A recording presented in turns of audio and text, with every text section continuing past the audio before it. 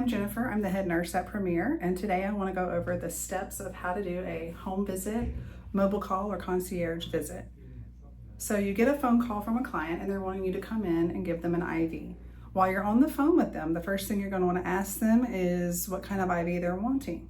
You'll need to know what symptoms they're having so that you can properly go about getting the IV set up for them.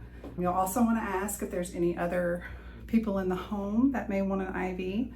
Be sure to take plenty of supplies with you, and also ask where they're located. Make sure where they're located is within your concierge area, or you're willing to drive to where they're located.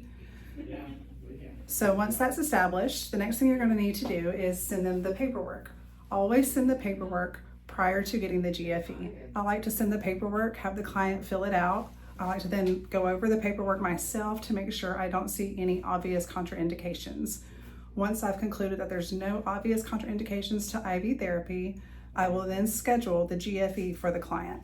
There's no need to schedule a GFE if you know the client is not going to get approved for an IV. Now you're wasting your money and the client's time and money. That's why going over the intake form is pertinent prior to scheduling the GFE.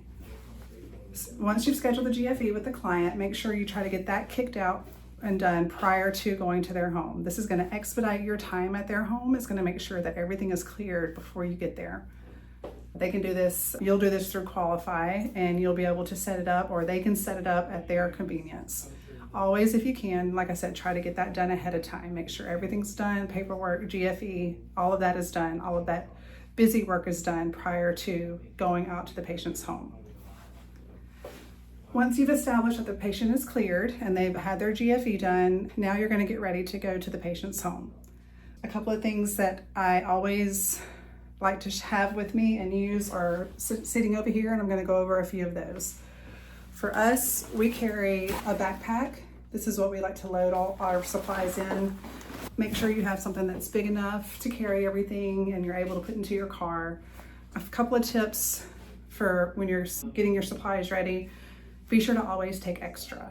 You never know if there's going to be another person in the home, or if the client is going to want a second bag, or if you're going to need extra supplies. That could be a hard stick, so you might need more than one IV kit. So let me go over some of those supplies with you now.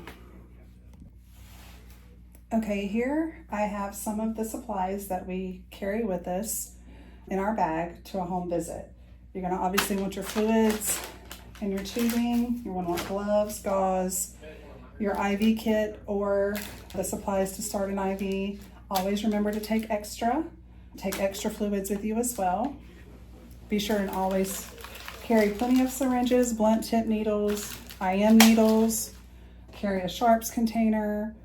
You'll also want to be sure and carry your stethoscope and your blood pressure cuffs so that you can do your vital signs.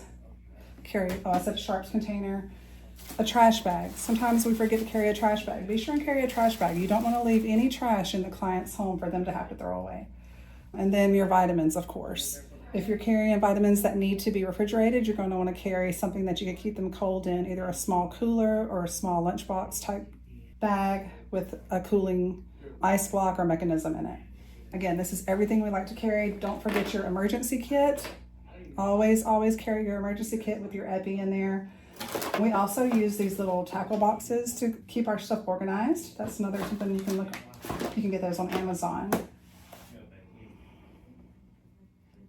So there's a general idea of what we carry in our go pack, in our backpack when we get ready to do a house call. Like I said, always carry extra. You'll want to make sure that in case someone else wants a bag in the home, you've got plenty to do that while you're there. When you get to the home, you're going to need to set up a space to work, to do the IV, a working space. I always try to look for a coffee table, a kitchen table, a bedside table, somewhere where you can set your stuff out, have it readily available for you to be able to start the client's IV, draw up the medications and the vitamins, and do your job. Some other things you might want to think about taking are a notebook. Take down your vital signs, your start and stop times, what you've given, anything that happens during the house call. You'll want to be able to document that in your EMR. And then if you want to take something else that you can upsell, try taking like some NAD or some extra glutathione, anything that you think the client might want that they don't know about or they didn't say they wanted, but maybe you can upsell them on that while you're there. That's always a good idea. Anyway, I hope this helps you get a clear understanding of how to do an IV at home and what to take with you when you're at the client's home. We do sit with the client while they're getting the IV, either in the same room or near the same room. And we always do pre and post vitals just like you would if you were in a clinic setting. Thank you.